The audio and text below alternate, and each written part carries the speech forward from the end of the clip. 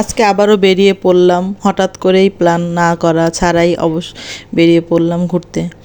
আসলে ঘুরতে আমার খুব ভালোই লাগে, আর শীতকাল বলে কোনো কথা নেই, ঘুরতে ভালোই লাগে। ঘুরতে ঘুরতে চলে আসলাম আমাদের খুলনা মেলায় চলে গেলাম, যেটা বলে বাণিজ্য মেলা, মানে মিনি বাণিজ্য মেলা। অত বড় বাণিজ্য মেলা না, ছোটোখাটো একটা বাণিজ্য মেলা আমাদের খুলনা গিলাতলায়। আর মেলা বলতেই তো অনেক কেনাকাটা, ঘোরাঘুরি, খাওয়া দাওয়া এগুলো তো থাকবেই। আর আমরা যারা মেয়েরা আছি, যারা সংসারী, মানে বিয়ে শাদী হয়েছে, এদেরকে এখন আর কসমেটিক পছন্দ হয় না। এখন আমরা কিনতে গেলে ঘরের জিনিসই কিনে থাকি টুকিটাকি।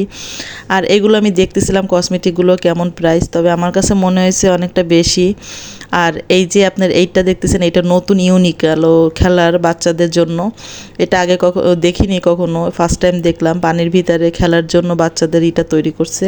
আর এইটা তো স্মোকি, যেটা বেলুন ফাটানো। আর জিনিসগুলো দেখে আমার খুব ভালোই লাগছে। কসমেটিকগুলো সুন্দর আছে, তবে একটু দাম বেশি নিচ্ছে। জুতাগুলোরও প্রচুর পরিমাণ দাম ছিল। আর এগুলো তো থাকবেই। আর অনেক পরিমাণ ভিড় ছিল। আমরা যাওয়ার পর দেখতেছি এত পরিমাণ ভিড়, তা বলার বাইরে। আপনারাও ভিডিওতে দেখে বুঝতে পারতেছেন। তবে ভালো লাগতেছিল খুলনার বাইরে, মানে আমাদের ওইখানে, আমরা যেহেতু খুলনা শহরের ভিতরে থাকি, সেহেতু ওইটা আমাদের কাছে গ্রামই মনে হয়েছে। আর গ্রাম অঞ্চলে তো এরকম ধরনের থাকবেই।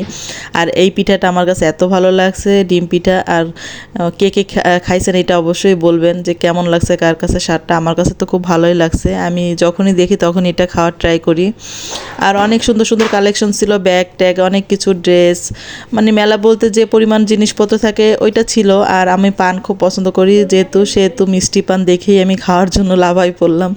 তাই একটা মিষ্টি পান কিনে খাওয়া শুরু করে দিচ্ছি ওখানে বসেই। আর এইখানে আপনার টিকিটের ব্যবস্থা ছিল, অনেক লটারি, কারণ গ্রাম অঞ্চল তো লটারি তো থাকবেই অবশ্যই, এই জন্য লটারি সিস্টেম ছিল। আর ওই পাশে ছিল আপনার যে কি বলে কি একটা খেলার একটা ছিল ওইখানে, আমার কাছে খুব ভালোই লাগতেছিল।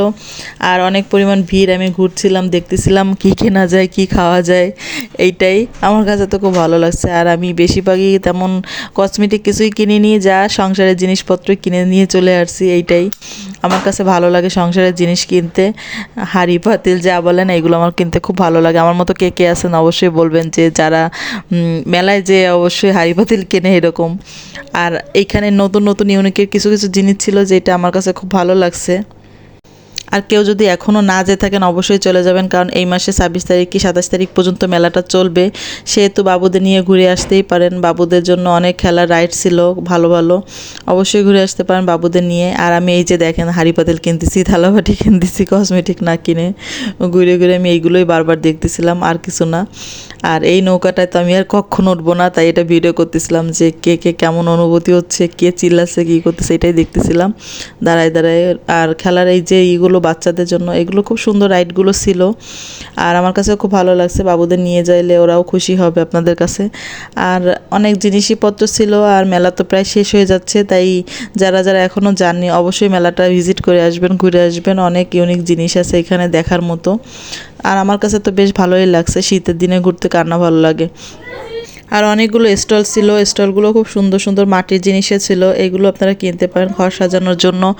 আমার কাছে তো বেশ ভালোই লাগছে, ঘুরে ঘুরে আমি দেখতেছিলাম। আর এইটা ধরতে গেলে আমাদের একটা নতুন স্টল। আর এই জিনিসগুলো তো খুব সুন্দর, ব্যাগের কালেকশনগুলো পাটের তৈরি, এগুলো সবই ইউনিক যে ব্যাগগুলো আমি দেখতেছিলাম, কারণ আমিও এটা নিয়েই কাজ করি, সেহেতু আমি এইগুলো নিয়েই তো বেশি ঘাটাঘাটি করব, তাই না।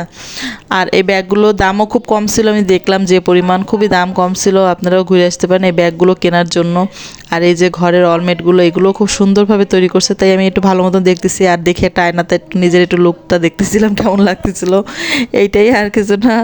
আর অনেক পরিমাণ ভিড় ছিল, ভিড়ের ভিতরে কী কিনবো, ঠেলাঠেলি গুতাগুতি, এর ভিতরে তো কিছু তেমন কেনার সাধ্য নয়, দেখারও তেমনই নেই। তারপর আমার কাছে ভালো লাগতেছিল বলে ঘুরে ঘুরে আমি সব ব্যাগগুলো একটা একটা করে উঠাই দেখতেছিলাম যে কেমন ডিজাইন, কারণ এই পাট পণ্য নিয়ে আমি কাজ করে থাকি। ভালো থাকবেন, আমার জন্য দোয়া করবেন। আল্লাহ হাফেজ।